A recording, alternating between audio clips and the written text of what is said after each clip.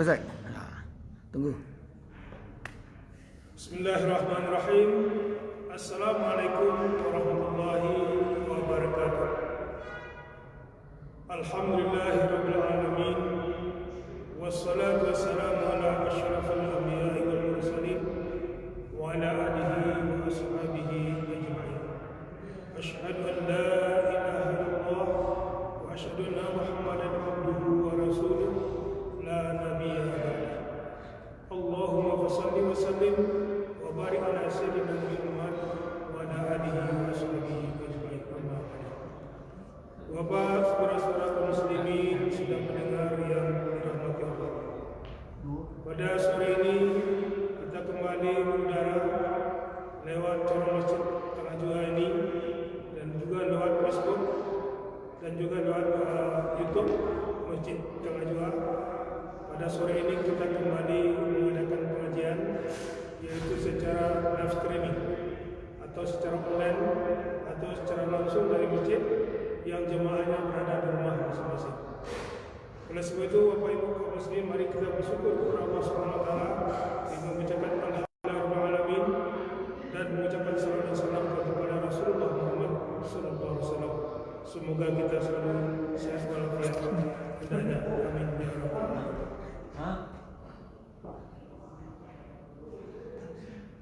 Bapak kaum muslimin yang kita hormati, bahwa pada sore ini Ustaz yang akan mengadakan pengajian adalah Ustaz kita Alhamdulillah, beliau sudah bersama dengan kita. Sebentar lagi mari kita saksikan pengajian bersama Ustaz kita. Untuk itu sebelum kita mulai, mari kita buka pengajian dengan membacakan basmalah, bismillahirrahmanirrahim. Untuk selanjutnya kita persilakan kepada Ustaz untuk memberikan tausiah kepada Ustaz Salahuddin Al-Ayyubi. Kita persilakan.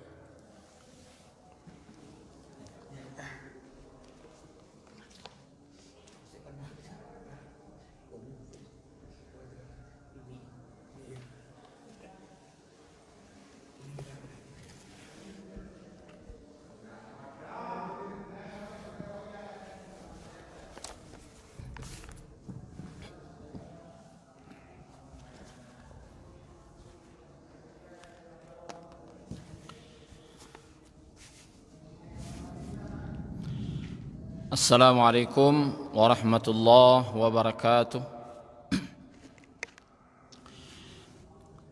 Innal hamdalillah nahmaduhu wa nasta'inuhu wa nastaghfiruh wa nu'minu bihi wa natawakkalu alayh wa na'udzu billahi min shururi anfusina wa sayyiati a'malina. Man yahdillahu fahuwal muhtadi ومن يضلل فلن تجد له وليا مرشدا وأشهد أن لا إله إلا الله وحده لا شريك له وأشهد أن محمدا عبده ورسوله اللهم صل وسلم على نبينا محمد وعلى آله وصحبه أجمعين. Bapak Ibu kaum muslimin dan kaum muslimat yang dirahmati Allah Subhanahu wa taala. Alhamdulillah, pada sore hari ini kita akan melaksanakan pengajian yang mungkin ini adalah pertama kali terjadi dalam Ramadan yang Bapak Ibu pernah merasakan bulan Ramadan, yaitu melalui online atau live streaming atau mendengar dari rumah masing-masing. Maka pada sore hari ini menjelang mengisi waktu kita untuk berbuka, di sini akan kita sampaikan beberapa hal-hal yang berkaitan tentang puasa Ramadan. Khususnya untuk sore hari ini adalah hal-hal yang disunnahkan dalam puasa Ramadan.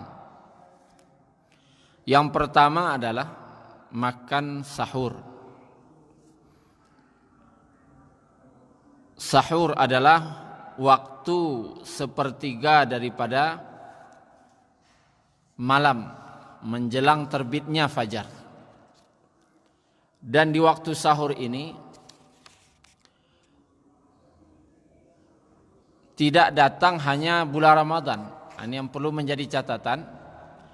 Sahur itu adalah waktu seperti malam terbit fajar. Dan sahur ini datangnya setiap malam, bukan di Ramadan saja. Hanya saja bagi orang yang ingin tahajud, maka di waktu sahur itu dia salat malam. Bagi orang yang ingin baca Quran, beristighfar, dan bagi orang yang ingin berpuasa, maka dia makan. Jadi makan sahur ini adalah salah satu kegiatan yang dilakukan oleh orang yang akan berpuasa. Dan hukumnya adalah sunnah muakkadah. Jadi makan sahur ini sangat-sangat dianjurkan. Atau bahasa lainnya harus, walaupun tidak sampai kepada wajib. Di makan sahur itu adalah keharusan. Karena banyaknya hadis-hadis Nabi untuk memerintahkan makan sahur. Bahkan walaupun hanya seteguk air. Tetapi ulama sepakat bagi yang tidak makan sahur itu tidak membatalkan puasanya atau bukan menyebabkan puasanya tidak sah. Puasanya tetap sah. Tetapi sangat-sangat rugi kalau ditinggalkan. Sebagaimana disebutkan dalam hadis riwayat Bukhari dan Imam Muslim, Nabi SAW bersabda, tasahharu, bersahurlah kalian. Fa inna fis sahuri barakah, karena sesungguhnya pada waktu sahur itu ada keberkahan. Apa yang dikatakan berkah? Berkah adalah kathratul khair wa thubutu, kebaikan yang banyak dan terus menerus. Jadi orang yang makan sahur, orang itu akan mendapatkan keberkahan atau kebaikan yang sangat banyak, dan kebaikan itu terus menerus. Dan kebaikan itu bukan saja untuk fisik, artinya menguatkan fisiknya di siang hari untuk berpuasa, agar badannya tidak lemah di siang harinya, bukan itu saja. Tetapi yang paling besar adalah sebagaimana yang disebutkan dalam hadis surah Ahmad, Nabi SAW bersabda, innallaha wa malaikatahu yusalluna 'alal mutasahhirin. Sesungguhnya Allah dan para malaikatnya bersalawat kepada orang yang makan sahur. Apa makna bersalawat? Salawat artinya curahan ampunan dan rahmat Allah. Kalau ampunan saja namanya maghfirah. Tetapi curahan ampunan dan rahmat namanya salawat. Maka artinya apa? Orang yang diberi salawat oleh Allah adalah orang-orang yang dicurahkan ampunan. Ampunan yang tercurah-curah kepada orang yang makan sahur. Begitu juga rahmat Allah tercurah-curah. Nah, bagi orang yang ikut bangun di waktu sahur, lalu dia makan dan minum di waktu sahur untuk berpuasa, maka orang ini mendapatkan curahan ampunan Allah. Bahasa lainnya adalah Allah membagikan ampunan atau bonus-bonus ampunan itu di waktu sahur. Nah, sangat rugi ketika Allah membagi-bagikan ampunan untuk hambanya, membagi-bagikan rahmat untuk hambanya, kita tidur tidak ikut makan sahur. Istilah orang awaknya, pas pembagian bana awak tidak satu. Ini sangat rugi. Maka orang yang ikut makan sahur, maka dia mendapatkan ampunan dan rahmat yang tercurah-curah dari Allah. Dari itu jangan pernah tinggalkan makan sahur. Kecuali memang tertidur. Tapi kalau dengan alasan malas, kenyang, atau lagi enggak nafsu makan, itu bukan alasan. Kenapa? Karena ini menyebabkan kerugian besar kepada kita yang tidak makan sahur, yaitu hilangnya bonus ampunan dan rahmat Allah yang Allah berikan di waktu sahur tersebut. Maka Bapak Ibu yang dirahmati Allah Subhanahu wa taala, saking pentingnya makan sahur ini dan saking inginnya Nabi agar kita mendapatkan barakah, ampunan dan rahmat di waktu sahur itu, sehingga Nabi katakan, sahurlah walaupun hanya beberapa teguk air. Malas makan, minimal minum. Minimal kita minum. Nah, ini agar kita mendapatkan keberkahan tadi. Artinya jangan pernah meninggalkan makan sahur. Dan apa yang disunahkan di waktu sahur ini? Yang disunahkan di waktu sahur ini adalah kita mengakhirkannya. Kita mengakhirkannya. Artinya jangan jam 12, jam 2 malam kita sudah sahur. Ini tidak dianjurkan. Tetapi yang dianjurkan adalah mendekati waktu subuh kita makan sahur. Bagaimana waktunya kira-kira?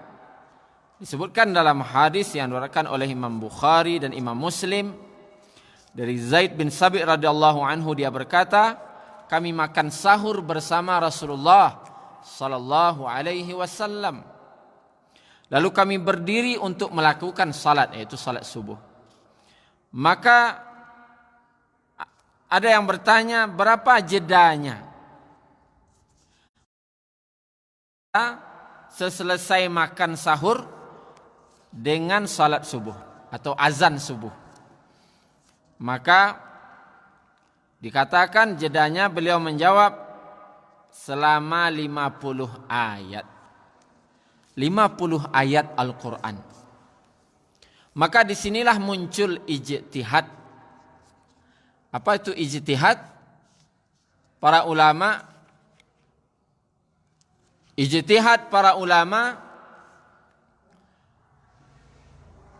berapa jarak antara Nabi selesai makan dengan azan subuh.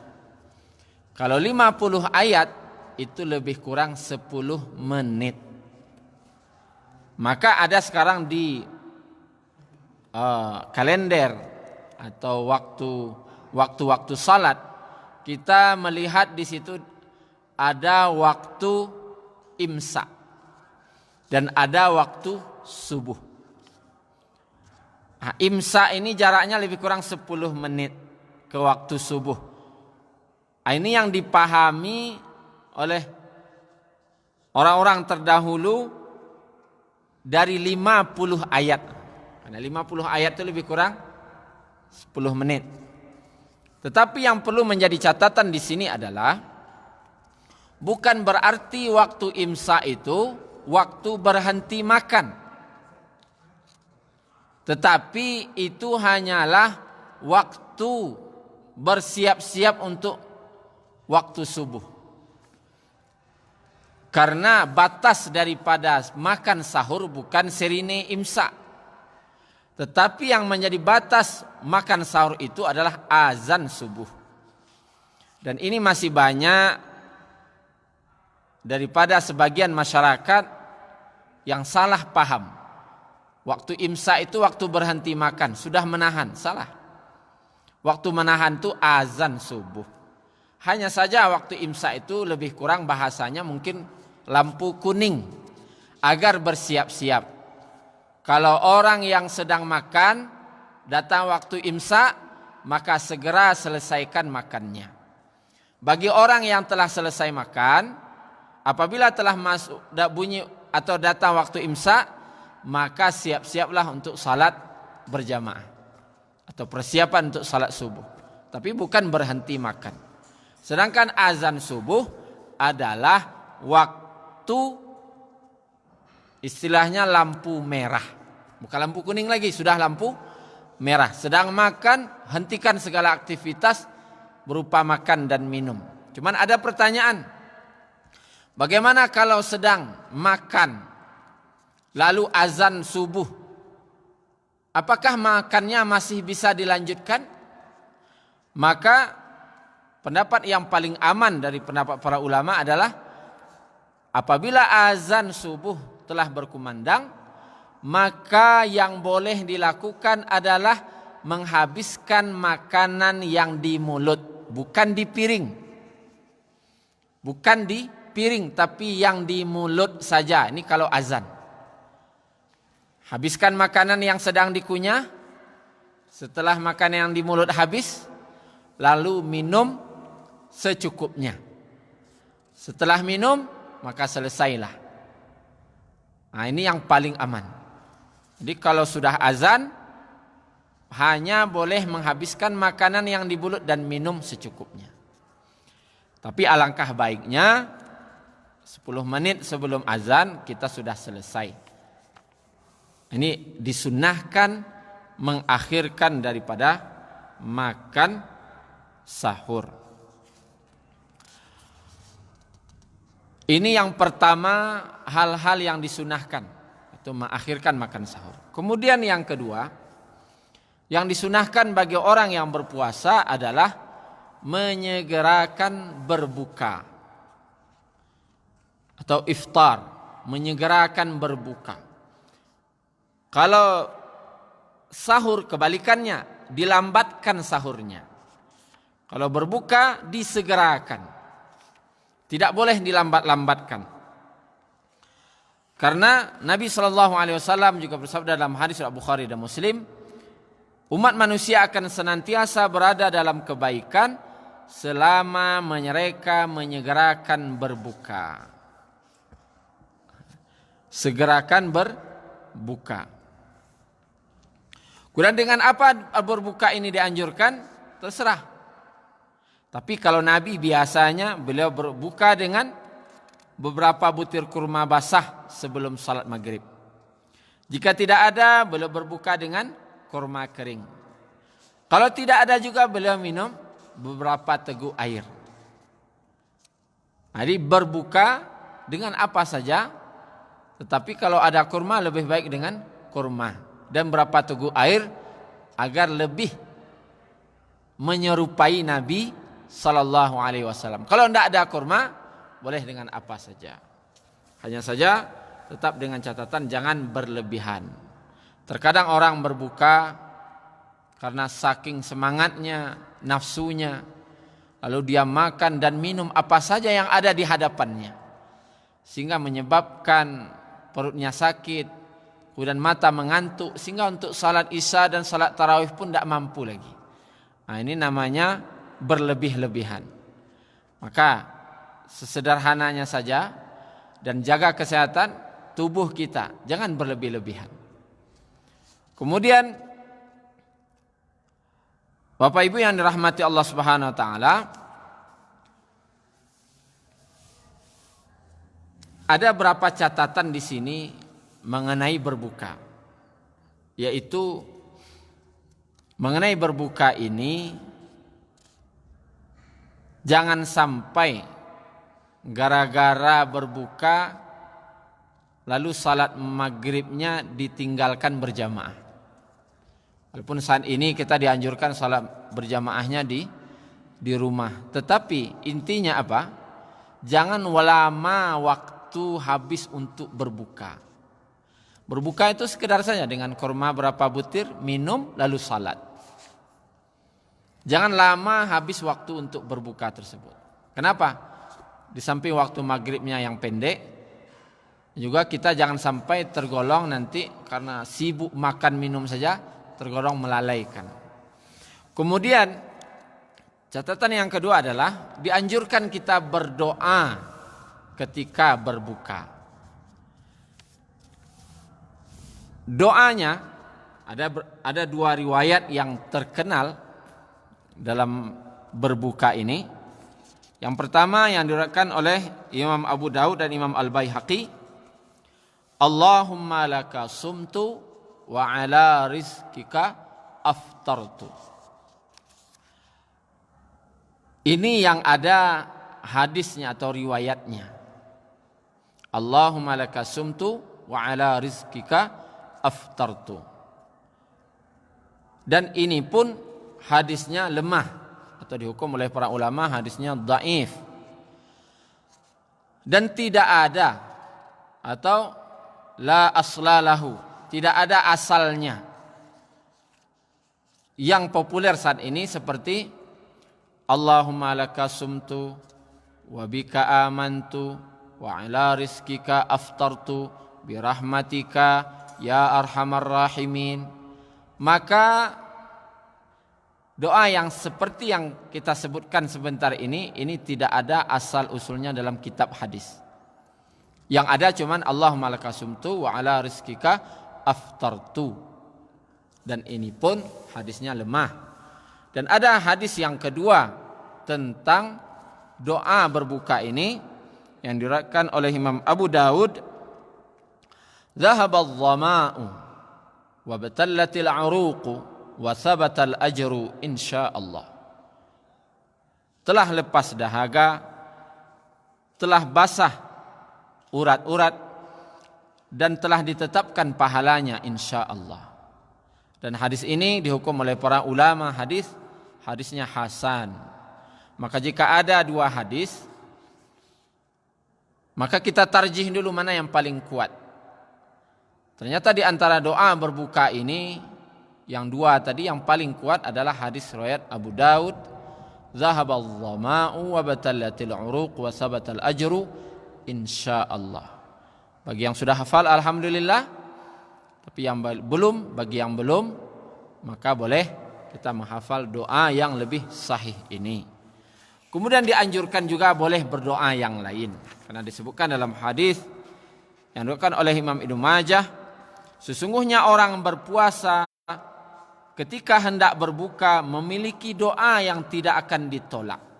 Jadi orang yang berpuasa, ketika dia berbuka, dia punya satu doa yang tidak akan Allah tolak doa-doanya tadi. Maka silahkan setelah membaca doa dhahabadh dhama'u wa batalatil 'uruq wa thabatal ajru insyaallah, silahkan doa apapun yang ingin kita minta dan insyaallah Allah tidak akan menolak doa tadi. Begitu juga dalam hadis lain disebutkan tidak ditolak doa seorang sampai orang yang berpuasa sampai dia berbuka. Jadi boleh ketika dia sedang berpuasa doanya juga tidak ditolak. Dan ketika berbuka dia berdoa juga tidak akan ditolak oleh Allah Subhanahu wa taala. Jadi salah satunya ketika berbuka itu perbanyaklah doa kepada Allah Subhanahu wa taala. Termasuk doa ampunan, doa hidayah, doa agar Allah hilangkan segala musibah dan doa-doa kebaikan lainnya. Dengan catatan jangan ada doa-doa yang buruk atau keburukan. Tetap doa itu adalah doa kebaikan. Kemudian untuk pun menggosok gigi. Menurut mazhab Syafi'i tidak ada larangan bersiwak baik yang dilakukan waktu pagi maupun petang. Mau pagi mau petang bagi orang yang berpuasa. Bahkan ada khurafat masyarakat yang mengatakan selama mencungkil hidung, tai hidung ya, tidak boleh mencungkil kotoran. Boleh saja untuk kebersihan silahkan. Dianjurkan lagi yaitu memperbanyak sedekah, memperbanyak membaca Al-Quran. Kenapa memperbanyak sedekah? Di samping di bulan Ramadan ini pahala kita dilipat gandakan oleh Allah dibanding bulan-bulan yang lainnya. Maka membaca Al-Quran juga sesuatu hal yang sangat dilazimkan oleh Nabi SAW ketika Ramadan. Bahkan Jibril pernah datang 2 kali selama bulan Ramadan hanya khusus untuk mendengar atau setoran daripada hafalan Al-Quran Nabi SAW. Maka kita pun minimal kita belajar bagaimana bisa 1 juz 1 hari, 30 hari Ramadan selesai 30 juz. Ini minimal. Kemudian salah satu amalan di bulan Ramadan juga yang mungkin wallahu alam mudah-mudahan bisa dan ada peraturan baru dan ada fatwa baru, yaitu i'tikaf bulan Ramadan. Semoga sebelum malam ke-21 seluruh musibah dan bala ini sudah Allah angkat, sehingga kita bisa menikmati nikmatnya i'tikaf di bulan Ramadan. Amin ya rabbal alamin. Mungkin itu saja yang bisa kami sampaikan tentang beberapa hal-hal yang disunnahkan selama bulan Ramadan. Terlebih dan entah astaghfiruka wa atubu ilaik. Assalamualaikum warahmatullahi wabarakatuh.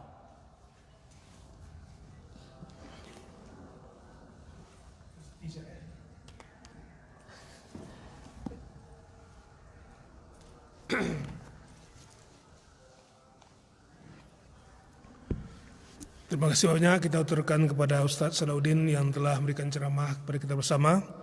Mudah-mudahan apa yang beliau sampaikan bisa kita amalkan dan bisa kita laksanakan dalam kehidupan kita sehari-hari, terutama dalam melaksanakan ibadah Ramadan pada tahun ini. Terima kasih atas perhatian kaum muslimin kaum muslimat, dan insyaallah besok sore pengajian berikutnya bersama Ustadz Ridwan Datuk Sati. Kita mulai nanti 4:30 sore. Terima kasih atas perhatian. Mohon maaf atas segala kurang. Kita akhiri wabillahi taufik wal hidayah. Assalamualaikum warahmatullahi wabarakatuh.